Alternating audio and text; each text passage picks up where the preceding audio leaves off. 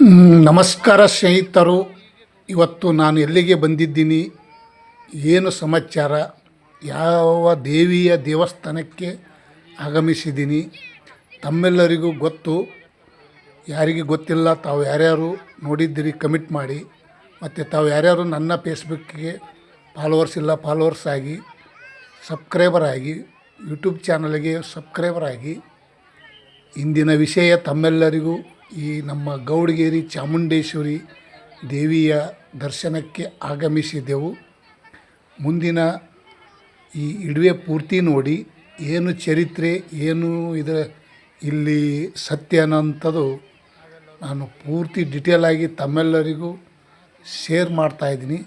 ಸ್ನೇಹಿತರು, ಈ ವಿಡಿಯೋ ಪೂರ್ತಿ ನೋಡಿ.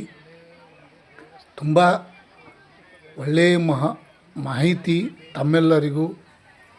ನನ್ನ ಚಾನಲ್ಗೆ ಸಪೋರ್ಟ್ ಮಾಡಿ, ವಿಡಿಯೋ ನೋಡಿ. ಇಂದಿನ ವಿಷಯ ಗೌಡಗೇರಿ ಚಾಮುಂಡೇಶ್ವರಿ ದೇವಿಯ ಚರಿತ್ರೆ. ಶ್ರೀ ಮಾತೆ ಜಗನ್ಮಾತಾ ದೇವಿ ಗೌಡಗೇರಿ ಚಾಮುಂಡೇಶ್ವರಿ, ಜಗನ್ಮಾತಾ ದೇವಿ ಚಾಮುಂಡೇಶ್ವರಿ ಅಮ್ಮ ದೇವಿಯ ದರ್ಶನಕ್ಕೆ ನಾವು ಆಗಮಿಸಿದೆವು. ಇಲ್ಲಿ ಬಹಳ ಸತ್ಯದಂತ ನಾನು ಹೇಳ್ಬೋದು. ಹೆಂಗಂದರೆ, ಇವತ್ತಿನ ಒಂದು ವಿಷಯದಲ್ಲಿ ನೋಡಬೇಕಾದ್ರೆ ಬಸಪ್ಪನ ಒಂದು ಚರಿತ್ರೆ ಬಹಳ ಖುಷಿಯಾಗಿದೆ ನನಗೆ. ಬಸಪ್ಪನ ದರ್ಶನ, ಅಮ್ಮ ದೇವಿಯ ಚಾಮುಂಡೇಶ್ವರಿ ದರ್ಶನ, ಇಲ್ಲಿ ಹರಕೆ ಹೊತ್ತು ತೆಂಗಿನಕಾಯಿ ಕಟ್ಟಿದ ಒಂದು ಮಹತ್ವವಾದ ವಿಷಯ. ನಮ್ಮ ಮನಸ್ಸಿನಲ್ಲಿ ಏನಾದರೂ ಹರಕೆ ಮನಸ್ಸಿನಲ್ಲಿ ಅಂದುಕೊಂಡು ತೆಂಗಿನಕಾಯಿ 7 ವಾರ ಕಟ್ಟಿದ್ದರೆ ಏನು ಆಗಬೇಕಾಗಿದೆ ಅದನ್ನು ಆಗುವ ಸಾಧ್ಯತೆ ಇದೆ. ಎಲ್ಲರಿಗೂ ಆಗಿದೆ, ಎಲ್ಲರಿಗೂ ಒಳ್ಳೆಯದಾಗಿದೆ.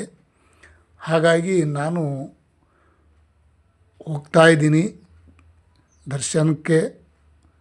ಹರಕೆ ಹೊತ್ತು ತೆಂಗಿನಕಾಯಿ ಕಟ್ಟಿದ್ದೀನಿ. ಶ್ರೀದೇವಿ ಮತ್ತು ಬಸಪ್ಪನ ಒಂದು ಆಶೀರ್ವಾದ ಬಹಳ ಮುಖ್ಯವಾದ ಒಂದು ವಿಷಯ ಇದೆ ಇಲ್ಲಿ ನೋಡಿ.